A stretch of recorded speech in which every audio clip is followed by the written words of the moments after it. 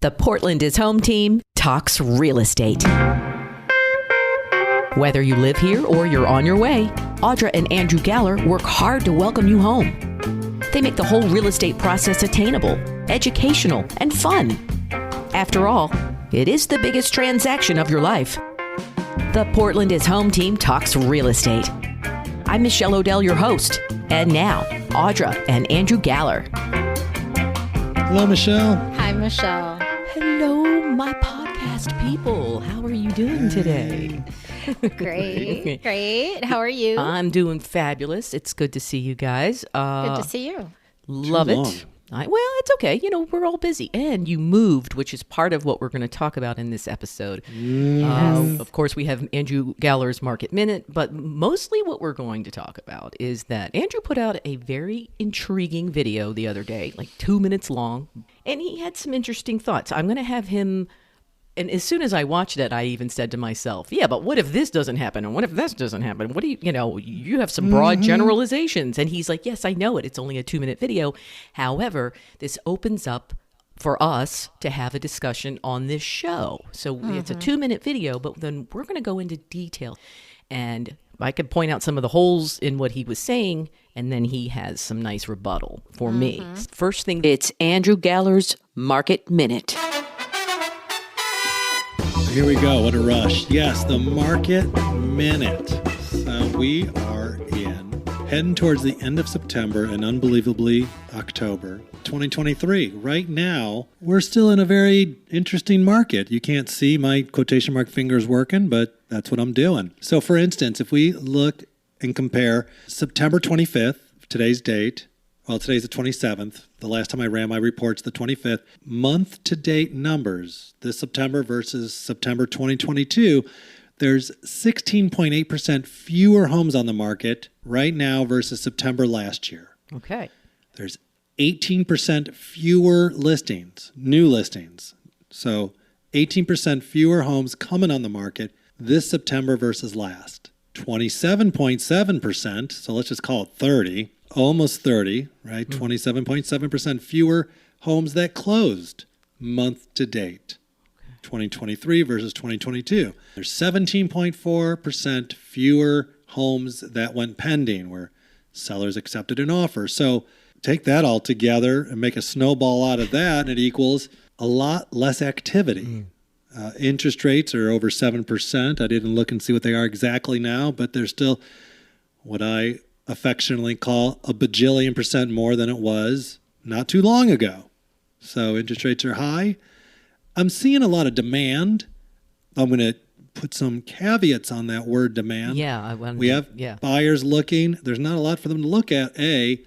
And B, they're just in a more casual mode. The urgency level I find to be a lot lower. I think everyone wants interest rates to go down. Everything I'm reading says they're not going to in the near term. And Michelle, Audra, that is my Market Minute. That was really almost a minute, like a little over a minute rather than 10. Okay, yeah, that's look it. at me go. I mean, I don't mind when you go on because you have a lot to say, but what you're saying is there isn't a lot to say. It's short and sweet. It's not a lot of activity. It's a little bit like second verse, same as the first. Okay. You know? All right. Well, then we'll hop right into the main topic. Now we're talking about buying versus renting and building equity versus saving money for your down payment and that type of thing. That's basically what you mean by that. So tell us about what you said in the video. And it was complete with music, and you had some little flourishes in there. For 2 minutes, it had a lot of meat and potatoes, okay? And you had basically one example. If you do this and you do this, this is going to happen. So tell everybody the breakdown, and then I had some questions, the holes in some of your arguments. So tell everybody about the video, and then we'll go from there. Well, not to toot my own horn, but I really was impressed with that last video I made. Wow. I'm kidding. Not really. Okay, anyways, enough about me. You know, one thing in the video, like I say, we get a lot of people, between what I read in clickbait while I'm doom scrolling when I go to bed and then wake up on my phone, I'm just going to tell you, that's what I'm doing. So yeah, I see a lot of articles, should you rent or buy? That was the point, right? Those articles. And we also get asked this. It's part of the conversation. It's one of the conversations we're in often. And I got to thinking about it because, especially now with interest rates so high, back in the crash of 2008, 9, 10, 11, 12, when we would get a buyer, I would ask them, why are you buying a home right now? Because at that time, homes were really, in reality, depreciating, which, just to say it another way, which y'all already know what it means, it's going to be worth less tomorrow than it is today. So, I would ask buyers, why would you even buy? Before we go look at a million homes and this occurs to you later, after you spend a bunch of time looking at homes, let's just, figure out why you would do this. And I think it's always a good question to ask, good conversation to have, even in different times. Exactly. Whether those are better or worse, whatever, there's pros and cons to all of it. But the only people who ever closed on a home would answer with some variation of one of these things. They want to, basically, they're all the same, different ways of saying creating stability in my life. Yes. And some of the words to describe that are, I want to lock in a payment, right? Not be subject to my rent going up. Or I want to personalize a home. I want to paint a room black or paint it mauve or just and do what I want in my house. Mm-hmm. I want to build equity. And we can talk about that, which is something that Michelle, you and I spoke about. I think it's going to come up today, even if I didn't just, drop it right there. But so, same thing with now. Why would you buy a home with interest rates double what they were, whatever it was, 14, 16 months ago? Maybe they'll go down next year. Maybe they won't. I'm reading they will, but I don't think anyone knows. I think that the rent versus buy argument, as I read these articles, are false arguments because some of that argument is, which has a point. I'm not debating the point of it. If you did take the money, if you had rent that was significantly less than your mortgage payment, and you took that difference and put it in the stock market and got an acceptable return of X amount, your money over time would perform better than if you sunk it into a home with the maintenance requirements and the taxes and all this. Mm-hmm. So I got to thinking about it, and in the video, which I would implore everyone to look at and hit like to boost my self-esteem and make me feel really good for getting something everyone likes on social media. You all know what I'm talking about. I think it's very debatable about the pros and cons of investing in real estate. I know where I land on it, but I think other arguments are also valid. But I think what's irrefutable is if you rent, that money is just paying someone else's mortgage. Right. And in the video, I talk about if your rent was $2,500 over 3 years, you will have spent $90,000 with no chance of getting any equity built.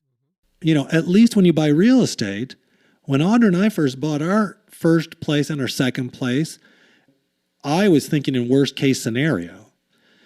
And at that time, I came to the conclusion that if it never appreciated, and by the way, I was pretty confident it would, mm-hmm. but one never knows. So let's go with it not appreciating for the little mental exercise. If it doesn't appreciate, when I was growing up, my parents got like 3 newspapers a day. One of them was the Chicago Tribune because we grew up outside Chicago. And I had the benefit of reading every day Ann Landers and Dear Abby. For those of you who don't know, they were twin sisters who had advice columns. I got a lot of advice growing up from old ladies, Ann and Abby.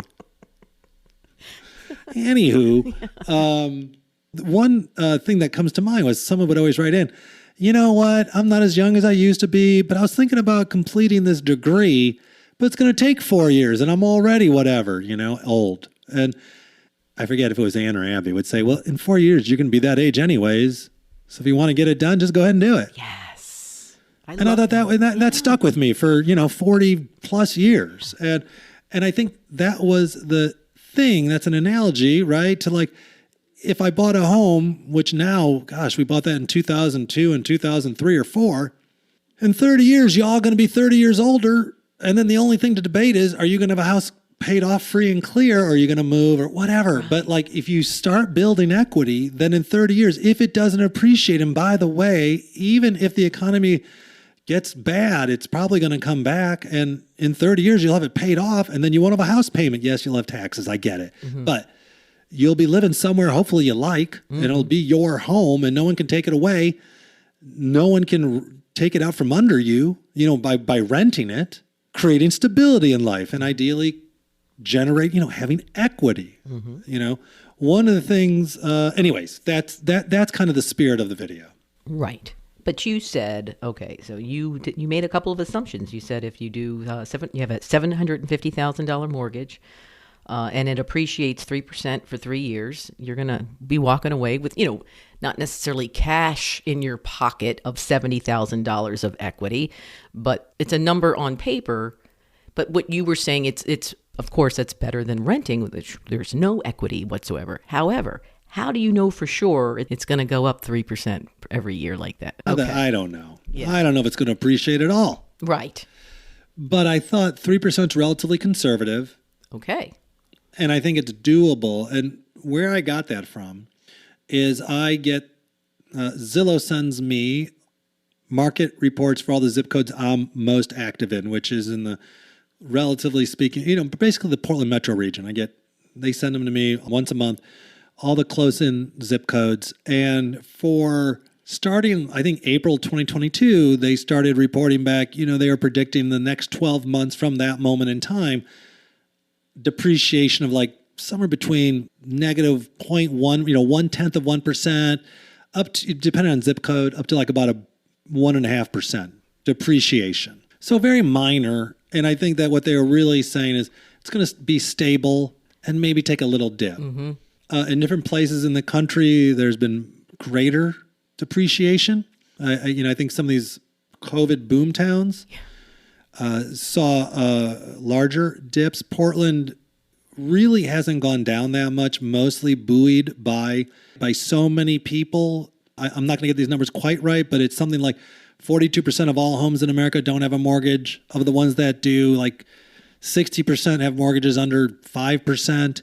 And of those, 25% have mortgages under 3%. Wow, yeah. Again, those numbers aren't completely accurate, but it's close. And so a lot of people aren't selling who want to, do a move because their interest rates are so low that it just doesn't, it kills them. So that's what's keeping inventory low, and that lack of supply are keeping prices at the very least stable. And since the last 2-3 months, these reports I'm getting from Zillow are predicting in the next 12 months appreciation now. And this started late spring, early summer of, right around almost 1% to, depending on zip code, up to close to 2. So not 3, to be really clear. I haven't seen anyone say we're predicting 3%, but it is building. It's getting more. And it's very possible there'll be an inflection point where one of two things happen. It's going to be the same thing, but two different ways to describe it. One is if interest rates start to even just stable, like stop going up and just stay stable, or even consistently go down just a little bit. I think the psychology of the buyers in the world will be like, great, let's go. Let's go ahead. And I think there's a lot of deferred activity, a lot of people who wanted to buy, but stopped being able to when rates popped up so quickly. Or everyone's going to just capitulate to our brand new abnormal. Really what it is. Yeah.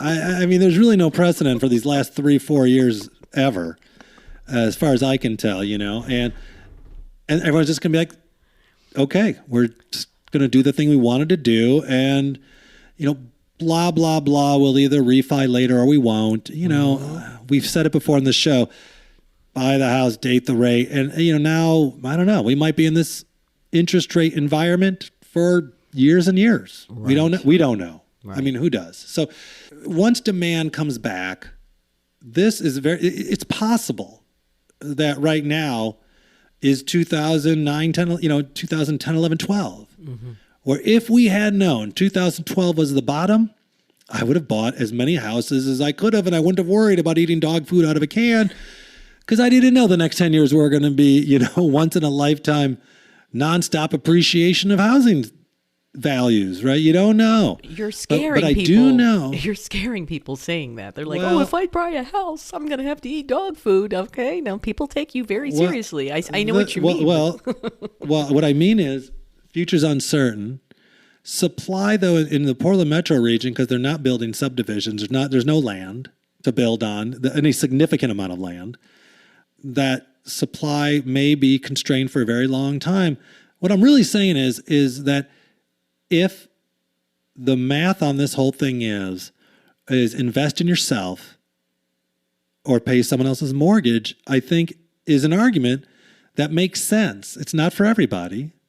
And what I say in the video is, gosh, if you would have to, I didn't do a good job communicating this because I was keeping the video short, but if you thought there was a chance, if you were buying right now, that you would have to turn around and sell in 1 to 3 years, don't buy. Don't, right. It's not good for you. You should rent if your life's fluid.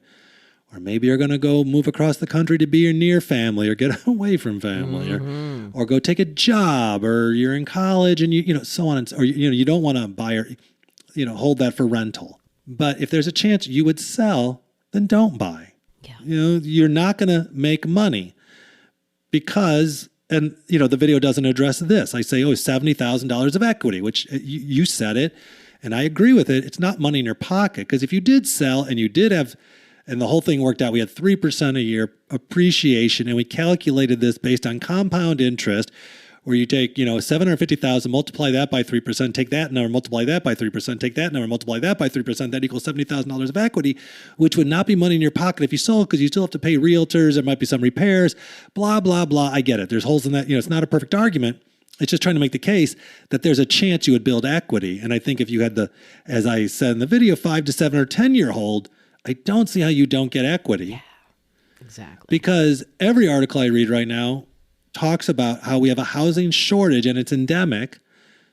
And that's across the whole nation, far as I can tell. There's just not enough housing being built to accommodate the demand of the households that are being created and the ones that haven't because of the deferred activity, because of the aforementioned interest rate rise. So, but I do know for a fact if you rent, you will get no equity. That's all I'm saying. Here's the other question I had.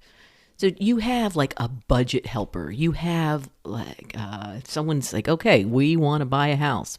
I know we can't do it in the next 6 months, but what's the plan? How can you help us plan for this and get ourselves ready? Like, do you have like a... One of the things is we have our mortgage brokers talk to them, because there's all kinds of different programs out there for first-time home buyers that they might qualify for. And that can be down payment assistance, low down payments, interest rate help. The mortgage brokers have all these different programs and packages that they can look at. And that's that's one of your first steps. You get your real estate team together, and then you get your mortgage broker on board. And then you can start looking at, what do you need to do? Well, how much do you need to come up with? What can you qualify for? They can run a credit check. Those don't ding your numbers. Okay. So they can look at that and see if there's anything on your credit report that needs to either come off or be addressed. And so you start lining up all of your ducks so that you're ready to go.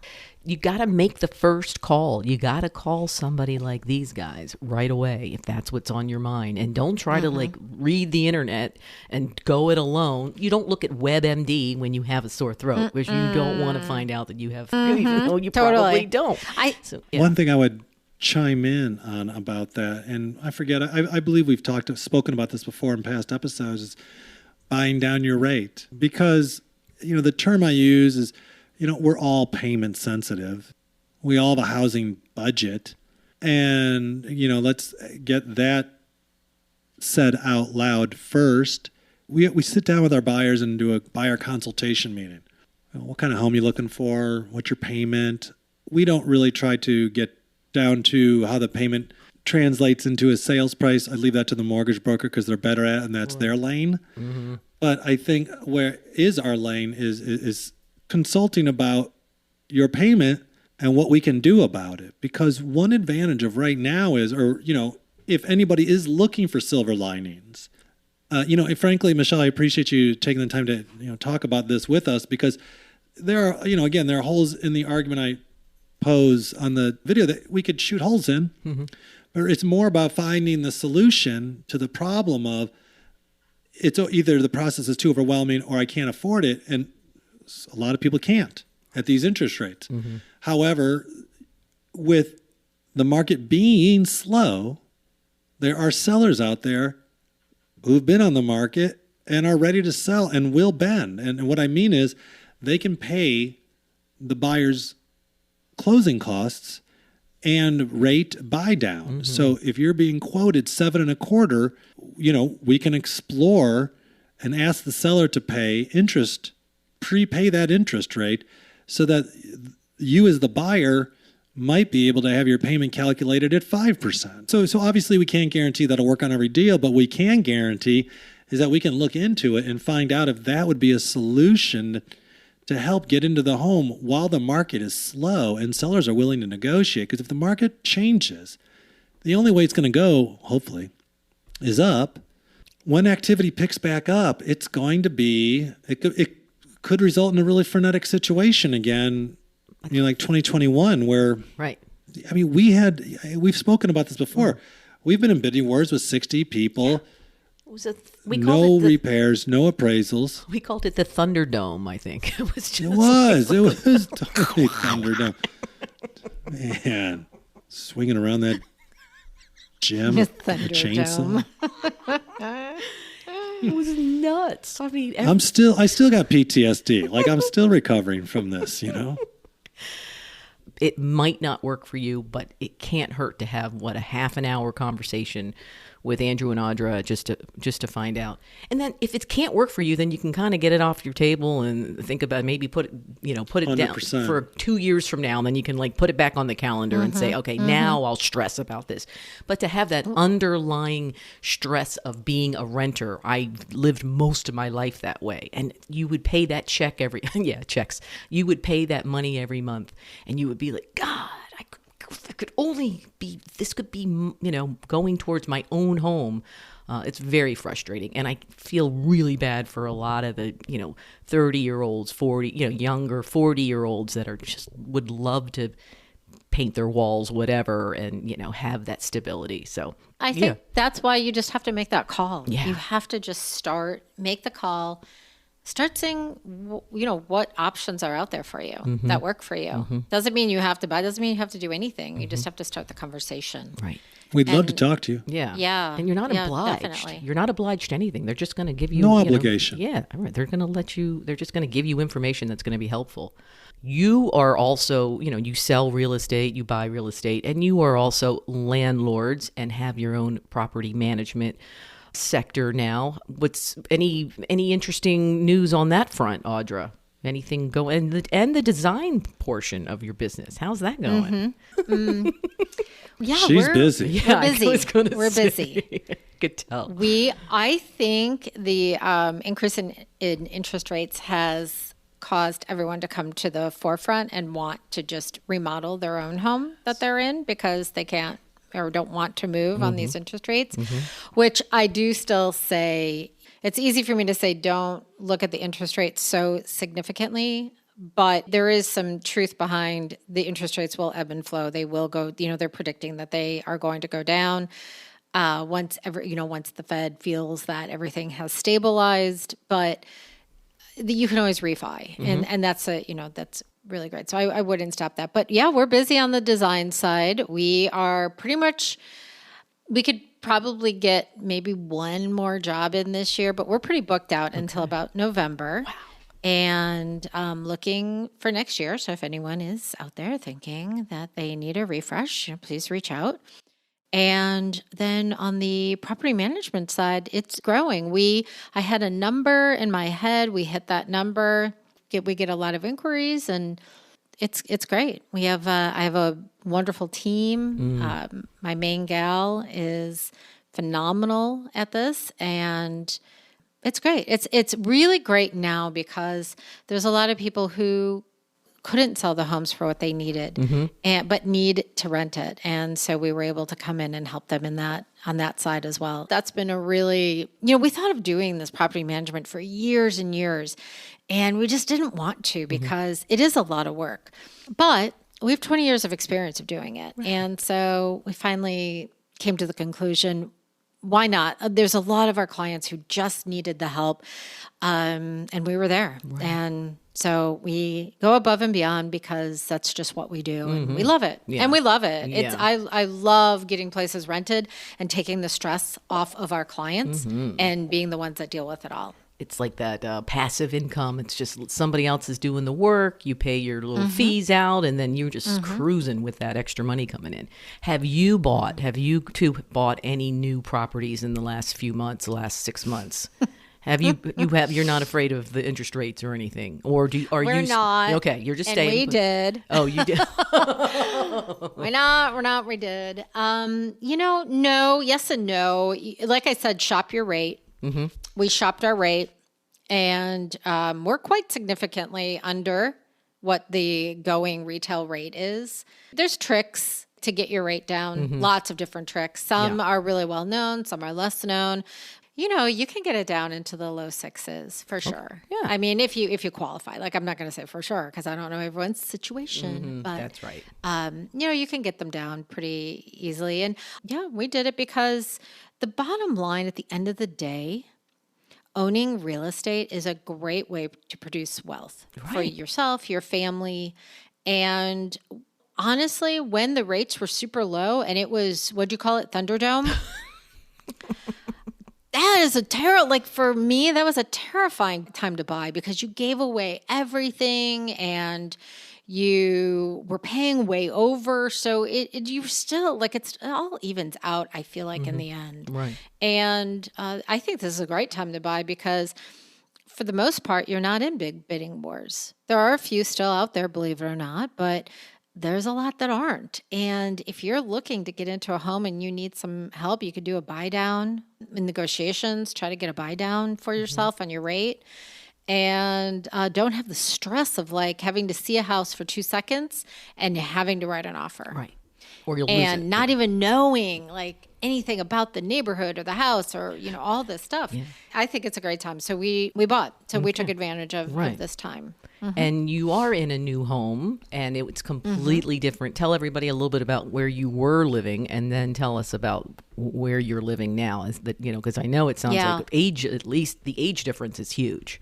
So a little bit about the age difference is huge. Yeah, we gravitate toward old homes, and our old home, was built in 1906. And it was a colonial revival. We gutted it and redid the whole thing, lots of time, energy, and money into that place. But it was where we were in our lives when we did that home. And it's this beautiful home, leaded windows and giant, the colonial revival, what appeals to me on those homes is the size of the windows, the size of the doors. It's on a double lot and just beautiful, easy to live in home. What happened, our unique situation, which is not unique, and this happens all day long because we talk to clients and this happens, their kiddo or kiddos end up going to a different high school than maybe the neighborhood school. And this is we've helped people move for private schools. So it's all over the board. You get tired of driving back and forth over. We are divided, our city, by a big river. And there's times that gets backed up. And if you have to get to your kiddo and they're on the other side, it's a little less ideal. So one of our kiddos really wanted to go to a specific high school he's going into next year. And in order to do that, we had to move. So we did. And it's hard. And, it's funny because we usually buy and hold. And so this was our emotional journey on looking on the sell side as well. And so it just reminds us, what clients go through and the stress behind it and having that, emotional connection of we did it too. Yeah. I was speaking to our youngest and we were reminiscing and having, he's had a little bit of a harder time. And I said, babe, our home is us. It's the family. And the house that we're in is just the house. And yes, we have memories there and I don't want to take those away. And yes, we will make new memories in this house and we will have that. But the bottom line is we could lose everything. And we have to remember that we're family, we're the home. And so it was it was a really nice conversation with him. And it's just, change is hard. Change is hard for people. Moving is hard. Moving is really hard. And then having to reset up everything, trying to learn how the new kitchen works. And the thing that I like about this particular home, though, it's a slightly unique. There is a third of the home that is the original home. Ooh. So it has the original floors and walls and the fireplace. And then the rest of the home is the build-on. It was the add-on home. So it's got a little bit of both. Like I've got this old section that's really unique, and then the new build-on section, which is just brand new. But it is really good for your empathy to be going through this for all of your clients. I think that's really important. I mean, some people have an easier time, some people have a harder time, and we're just experiencing it as well now. So we're there. We're in it. Well, my condolences to the old home. Did you sell it or did you rent it out, actually? It's The plot thickens. The plot thickens. Okay. We got an offer immediately. Oh, of course, yeah. And then about a week later, they backed out. And we don't know why. We actually asked for the inspection report because we redid that entire home. Right. We know everything wrong with that home. And it was good to see because there was nothing on it. It wasn't the inspection of the home. They had a home they had to sell, and me jumping to conclusions, they were nervous about selling their home. And that's hard. These aren't cheap homes. And so we're playing around with the idea of keeping it. Oh, that could be so cool. We might just keep it in the portfolio for us. So, all right. Well, then things have changed, but they're still kind of the same to a certain extent. But you're getting used to the new neighborhood and all right. Yep. Very nice. And, with full disclosure, the kids had been in the school for a year prior. So it wasn't like they were starting all new. We knew. Yeah. We already knew. We wanted to test the neighborhood for a year and make sure. Which is and it's great. Brilliant. It's great. Not everybody has that opportunity. So that's another great bit of advice. If you have that chance, really get to know the area. We'll wrap this up. That was great information. Of course, like I said, please call Andrew, call Audra. Let them just chat with you. Give them 10 minutes, and they'll tell you if it's even a good idea to have an appointment in the first place. But give them a shot. Give them an email. Give the phone number and email right now while we're talking about it. Contact me anytime, 503-975-1829, or email at andrew@portlandishome. And of course, Audra, Audra, at portlandishome.com. Yep, easy. And it's all in the show notes too, so you can click right over to them. Okay, well then, in the meantime, have a great couple of weeks, and we'll talk to you very soon. Sounds Michelle. great. Thank you, Michelle. Thanks for listening to the Portland is Home Team Talking Real Estate podcast. For more info about Audra and Andrew, finding your next home, or selling your current home, visit their RealtyWorks website at realtyworksgroup.com. And check them out on Instagram at Portland is Home. Be sure to subscribe on Apple, Spotify, Google, or wherever you get your podcasts. For help with your podcast, find us at Modcast Productions or modcastproductions.com.